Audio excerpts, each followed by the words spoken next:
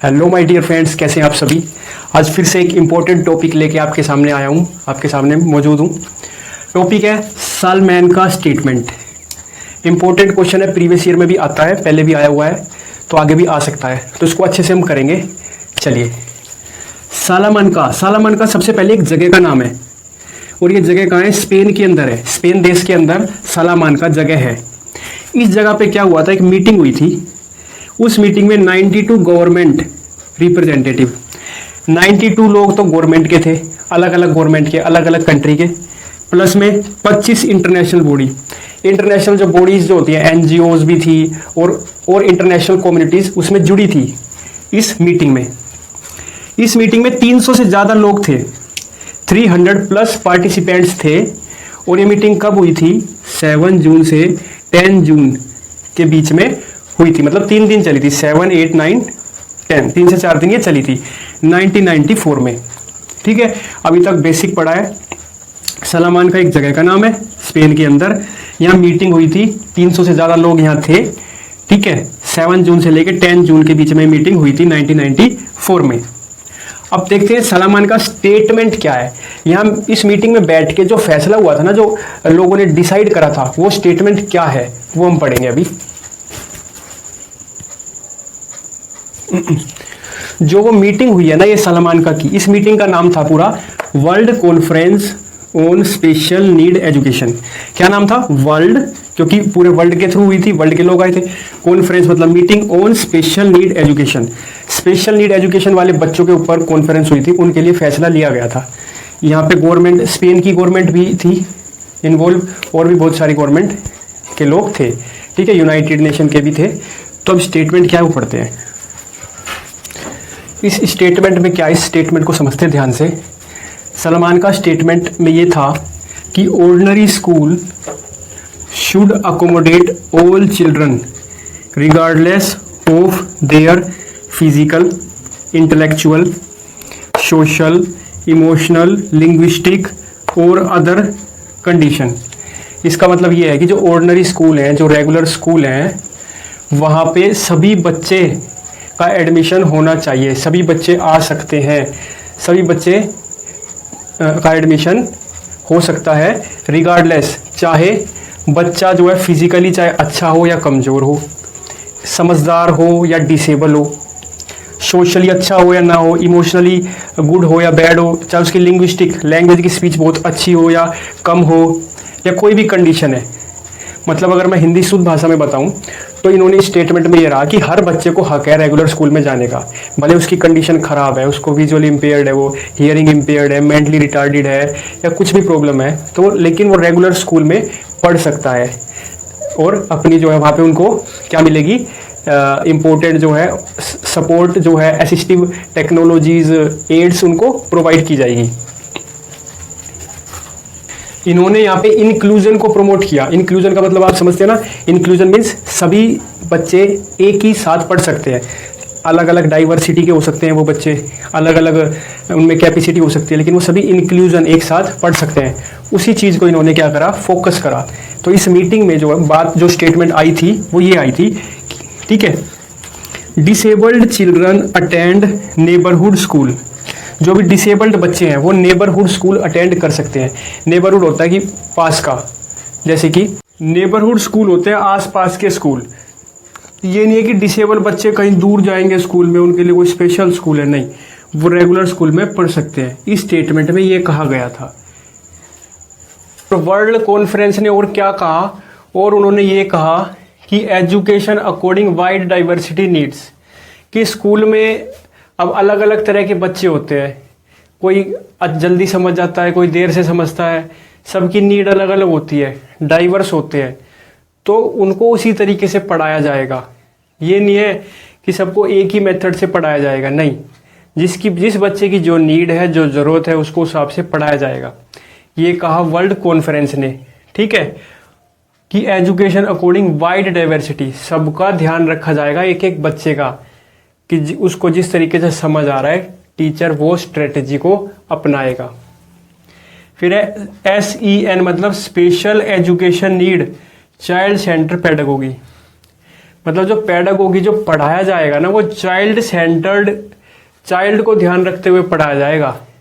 ये नहीं कि टीचर अपने हिसाब से, नहीं, बच्चों को जहाँ कमी आ रही है, अगर उसको ABCD नहीं आ रही तो पहले ABCD से शुरू करेंगे।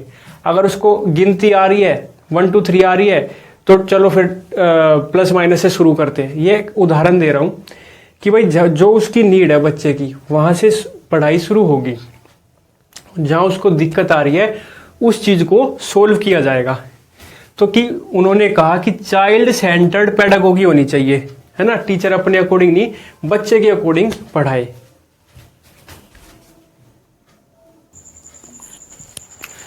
अब देखिए जो ये इंक्लूसिव एजुकेशन जो बच्चों को प्रोवाइड करानी है, तो भाई ये पूरे वर्ल्ड पे करानी है ना, पूरे संसार में, तो अकेली वो नहीं कर सकती वर्ल्ड कॉन्फ्रेंस, तो उसको सपोर्ट चाहिए, उसको मदद चाहिए थी।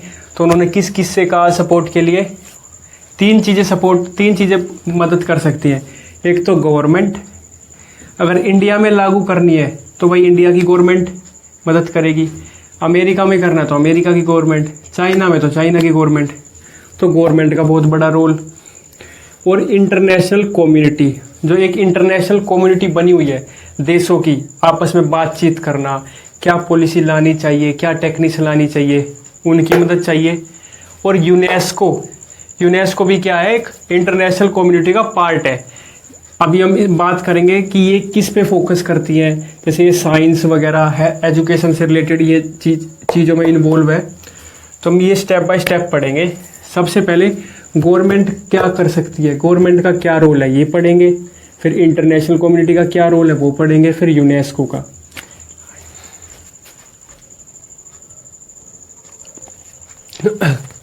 तो देखो अब रोल ऑफ गवर्नमेंट का क्या क्या रोल है इंक्लूसिव एजुकेशन में। तो इन्होंने कहा, वर्ल्ड कॉन्फ्रेंस ने गवर्नमेंट को, कि आप हाईएस्ट पॉलिसी, अच्छी पॉलिसी बनाओ ताकि बच्चों को अच्छे से अच्छा फ़ायदा हो, उनके फ़ायदे की स्टैंडर्ड ट्रेनिंग दो, अच्छी पॉलिसीज़ बनाओ। हाई बजट रखो अपना, कि जो थोड़ी मनी है इन चीज़ पे, इंक्लूसिव एजुकेशन पे, स्कूल्स पे, प्रोग्राम्स पे यूज़ करो, बजट थोड़ा हाई करो। तो गवर्नमेंट को क्या बोला कि भाई पॉलिसीज़ अच्छी बनाओ, हाई बजट करो, इन पे अपना जो पैसा है थोड़ा इस तरफ लगाओ, इंक्लूसिव स्कूल और इंक्लूसिव एजुकेशन की तरफ लगाओ, स्पेशल नीड वाले बच्चों की तरफ लगाओ। और make policy for inclusive education, इनको कहा गया कि भाई लॉ बनाइए, आप अपने देश में कानून बनाओ कि इंक्लूसिव एजुकेशन का, कि कोई स्कूल मना नहीं कर सकता कि हम इस बच्चे को एडमिशन नहीं कराएंगे, हम उस बच्चे को एडमिशन नहीं कराएंगे। एक रूल बन जाना चाहिए कि हर स्कूल में बच्चा कोई भी हो, पर स्पेशल नीड हो या कोई भी बच्चा हो, वो आ सकता है, एडमिशन ले सकता है। फिर है थर्ड है अर्ली आइडेंटिफिकेशन एंड इंटरवेंशन। ये बहुत इंपॉर्टेंट पॉइंट है।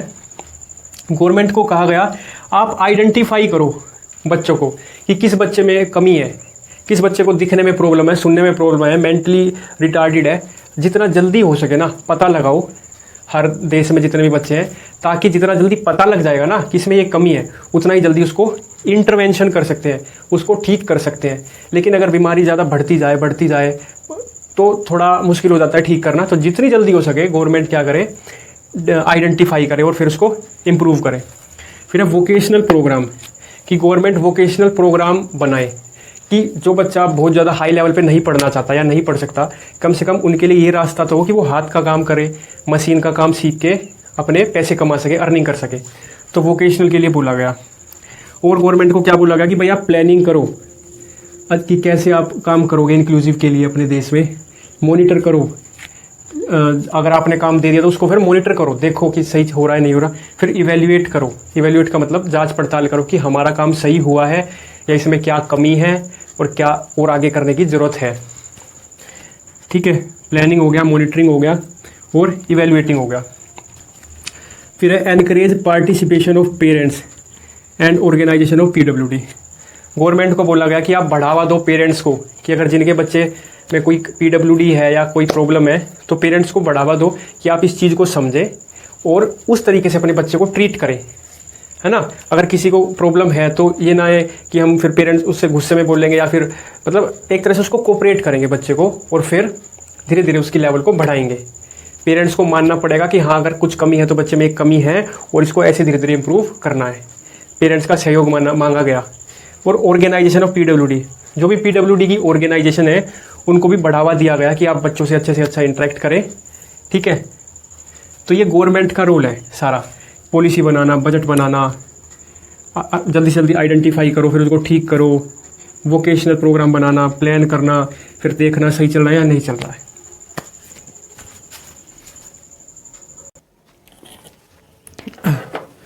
तो हमने गवर्नमेंट का रोल समझ लिया है। अब इन्होंने इंटरनेशनल कम्युनिटी को क्या बोला, role of international community inclusive education, in inclusive education. International community क्या क्या क्या रोल है, सबसे पहले समझते हैं इंटरनेशनल कम्युनिटी क्या होती है। इसमें ये आता है UNESCO, UNICEF, UNDP, world bank और एनजीओज। मतलब ये इन सभी में एक कंट्री से ज़्यादा, दो या दो से ज़्यादा कंट्री के लोग शामिल हैं। दो तो मैंने कम बताया, मतलब काफ़ी कंट्रीज़ के लोग शामिल हैं और मिलकर काम करते हैं। देखो मैं आपको हल्का हल्का बता रहा हूँ। यूनेस्को में क्या होता है, यूनेस्को स्पेशल फोकस करती है एजुकेशन पे, पढ़ाई लिखाई पे, साइंस, टेक्नोलॉजी, कल्चर, जिसका जो कल्चर है वो बचा रहा है उसकी प्रोटेक्शन के लिए, साइंस के लिए, पढ़ाई के लिए। यूनिसेफ ये स्पेशल बच्चों के लिए होता है, बच्चों का जो हक है, जो राइट है, बच्चों का स्वास्थ्य, हेल्थ, उनका वेल बीइंग, सबका ध्यान यूनिसेफ रखता है। यूएनडीपी क्या करता है, गरीबी को कम करने की कोशिश करता है, इकोनॉमिक ग्रोथ को बढ़ाता है। वर्ल्ड बैंक मनी से रिलेटेड है। ये सब इंटरनेशनल कम्युनिटी के पार्ट है, ठीक है। अब इनका ये रोल है कि इंटरनेशनल कम्युनिटी का ये रोल है कि टेक्निकल कोऑपरेशन की, टेक्निकल चीज़ें जो भी हैं, बच्चों को जो भी टेक्निकल से रिलेटेड, टेक्नोलॉजी से रिलेटेड जितनी भी चीज़ें चाहिए उनको इम्प्रूव करे, उनको प्रोवाइड कराए, पहली चीज़। फिर इम्प्रूव नेटवर्किंग, कि भाई अपना कनेक्शन बढ़ाओ, उस कोने में भी जाओ, उन जगह भी जाओ जहाँ बच्चों को फैसिलिटी नहीं मिल रही, ताकि हर बच्चे को फ़ायदा मिल सके, कि नेटवर्किंग बढ़ाओ अपनी, ठीक है, और लोगों से कनेक्ट हो और देखो किसको ज़रूरत है एजुकेशन की या फिर और टेक्निक्स की, तो उनको प्रोवाइड कराओ, ठीक है। तो कोऑपरेशन के लिए बोला गया, टेक्निकल कोऑपरेशन और नेटवर्किंग बढ़ाने के लिए बोला गया। और एनजीओ को क्या बोला गया, एनजीओ को ये बोला गया कि आप नेशनल बॉडी से कनेक्ट करो। जैसे हमें पता है ना एनजीओ क्या होता है, नॉन गवर्नमेंट ऑर्गेनाइजेशन, ये गवर्नमेंट की नहीं होती, तो इनको बोला गया कि आप गवर्नमेंट के साथ काम करो और ज़्यादा से ज़्यादा इन्वॉल्व हो जाओ, ज़्यादा से ज़्यादा इन्वॉल्व हो जाओ, जो भी चीज़ें की ज़रूरत है उनको पूरा करने में आप इन्वॉल्व हो जाओ। तो इंटरनेशनल कम्युनिटी से बोला गया। अब देखो यूनेस्को को क्या बोला गया कि role of UNESCO in inclusive education. UNESCO में पता है एजुकेशन से रिलेटेड है, साइंस, कल्चर को देखता है, तो इनको ये बोला गया कि आप टीचर की एजुकेशन पे फोकस करो, टीचर की एजुकेशन को बढ़ाओ और उनकी जो प्रोफेशनल डेवलपमेंट है, उनकी स्किल्स पे काम करो, उनकी पेडागोगी पे काम करो कि वो टीचर बच्चे को अच्छे से अच्छा सिखा सके। सेकेंड है take support from teacher association. UNESCO को बोला गया कि आप सपोर्ट लो, किसका सपोर्ट लो, टीचर एसोसिएशन का, जो स्पेशल टीचर होते हैं या जो टीचर्स का ग्रुप होता है, जो एक्सपीरियंस टीचर होते हैं, उनकी हेल्प लेके टीचर्स की एजुकेशन को बढ़ाओ। और यूनेस्को को बोला गया आप अपने फंड्स को यूज़ करो, जैसे यूनेस्को को फंड मिलता है काम करने के लिए, तो जो फंड्स मिला है कुछ फंड्स का यूज़ करके इंक्लूसिव एजुकेशन की तरफ उस फंड को लगाओ और इंक्लूसिव प्रोग्राम को एक्सपेंड करो, बढ़ाओ और अच्छे से उसको इम्प्लीमेंट करो। और इनको क्या बोला गया कि सपोर्ट एकेडमिक कम्युनिटी, जितनी भी एकेडमिक कम्युनिटी है, क्योंकि इनका एजुकेशन से रिलेटेड का वर्क है, तो एकेडमिक जो भी पढ़ा रहे हैं टीचर या और कम्युनिटी है उनको क्या करो, सपोर्ट करो, उनको हेल्प करो। तो ये यूनेस्को को बोला गया, ये यूनेस्को के रोल है। हाँ जी, अब ये लास्ट है कि guidelines and recommendation of world conference. इस वर्ल्ड कॉन्फ्रेंस ने क्या गाइडलाइंस दी और क्या रिकमेंडेशन दी कि क्या क्या होना चाहिए।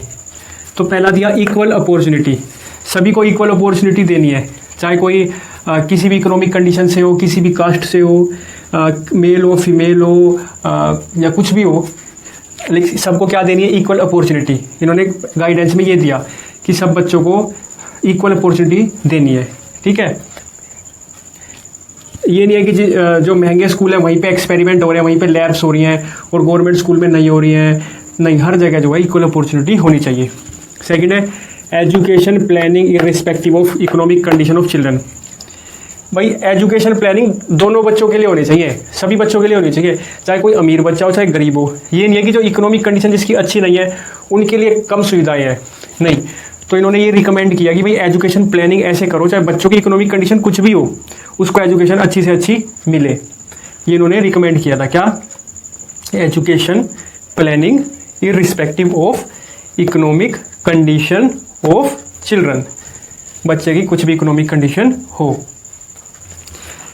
थर्ड है high standard programme and according to child need. भाई जो पढ़ाई हो रही है ना वो हाई स्टैंडर्ड की हो, बच्चों को काम आए, बच्चा उससे कुछ सीख सके। ये नहीं कि जो उसने जिसको पहले ही पता है हमने भी वही सिखा दिया, नहीं, हाई स्टैंडर्ड का बच्चा पढ़ के उसको मजा आए, उसने कुछ सीखा हो, उसको खुशी मिले, उसको कुछ काम आए, हाई स्टैंडर्ड होना चाहिए।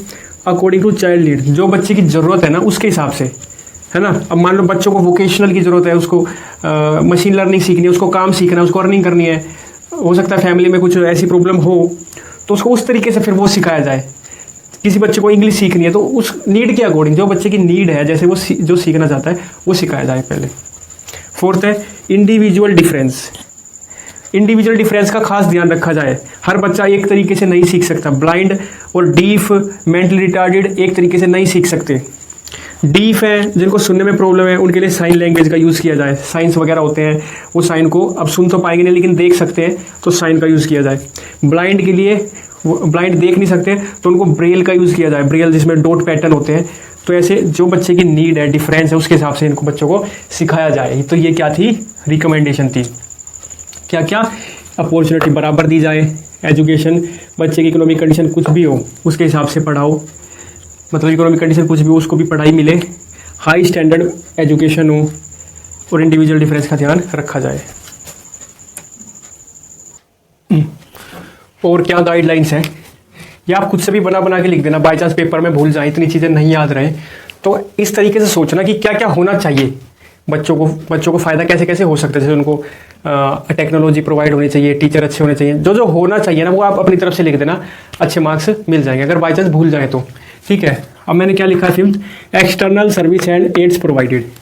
कोई ऐसी चीज़ है बाहर से, मान लो कोई विजुअल है, अब उसको विजुअल इम्पेयर्ड है, दिखने में प्रॉब्लम है, उसको ब्रेल की जरूरत पड़ेगी, तो वो एड्स आनी चाहिए स्कूल में, इतना बजट होगा। एक्सटर्नल सर्विस, बाहर से कुछ भी अगर जरूरत पड़ रही है तो वो उनको दिया जाना चाहिए। अब देखो स्पेशली गर्ल्स के लिए क्या बोला गया, अगर गर्ल्स भी है और साथ में डिसेबल भी है तो उन्होंने कहा कि ये तो डबल डिसएडवांटेज हो गई, तो डबल डिसएडवांटेज हो गई, तो उनको अच्छे से अच्छा उनको क्या करो, इम्प्रूव करो, उनकी काफ़ी हेल्प करो एजुकेशन में और वोकेशनल में, ताकि वो फ्यूचर में अच्छा कर सके। गर्ल्स के लिए भी उन्होंने स्पेशली बोला, रिकमेंड किया। सेवंथ है, उन्होंने कहा कोऑपरेशन ऑफ फैमिली, परिवार का और टीचर का। जैसे घर पे अब बच्चा आ गया स्कूल से तो पेरेंट्स को इतना गाइड कर दे टीचर कि भाई वो पेरेंट्स अब घर पे उनको थोड़ा पढ़ा सके या उनसे इस तरीके से डिस्कस करे कि उनका फ्यूचर अच्छा हो।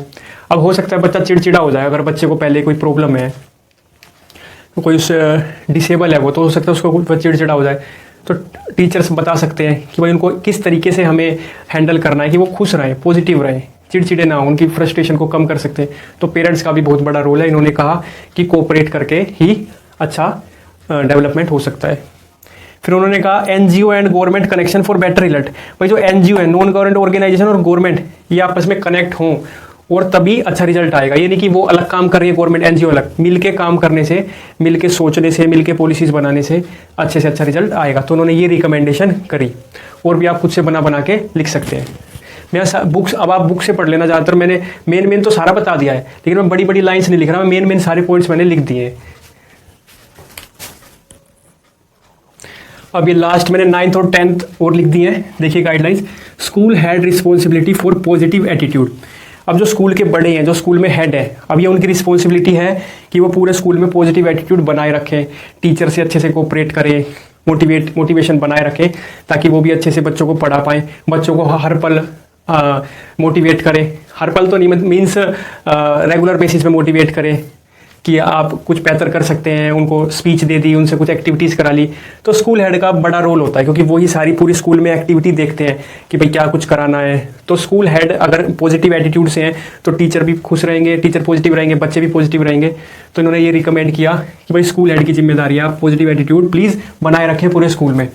और उन्होंने क्या रिकमेंड किया कि भाई जो टीचर है, जो लेस ट्रेंड है, या टीचर्स को लग रहा है हमसे नहीं हो पा रहा, या फिर कोई कमियां लग रही है, तो उनको ट्रेनिंग के लिए भेज दिया जाए। कुछ दिन ट्रेनिंग करेंगे और फिर वो अच्छे से इफेक्टिव चीज़ें कर पाएंगे। तो जो भी लेस ट्रेंड टीचर है उनको ट्रेनिंग बढ़ाई जाए, उनकी स्किल्स को इम्प्रूव किया जाए, ताकि वो बच्चे से अच्छे हैंडल करके उनको सिखा सके। और स्पेशल नीड जो भी उनकी डाइवर्स नीड है उनको पूरा कर सके। तो आज का यही टॉपिक था, सेलेमैन का स्टेटमेंट हमने पढ़ी, सारा कुछ हमने पढ़ लिया है। तो वीडियो आपको अच्छी लगे तो लाइक शेयर और सब्सक्राइब करना। नमस्ते। एग्जाम में आप एज इट इज लिख देना और थोड़ा बुक से जोड़ के लंबा लंबा बड़े बड़े 4-5 पेज भर देना। अगर 16 नंबर में आए तो आपको अच्छे से अच्छे नंबर मिल जाएंगे। मेन मैंने सारा कवर कर दिया है। मेन बस मैंने बड़ी बड़ी लाइन नहीं लिखी है, लेकिन वो लाइन से निकाल के जो निचोड़ है वो सारा आपको यहाँ पे मिल गया है। तो नमस्ते।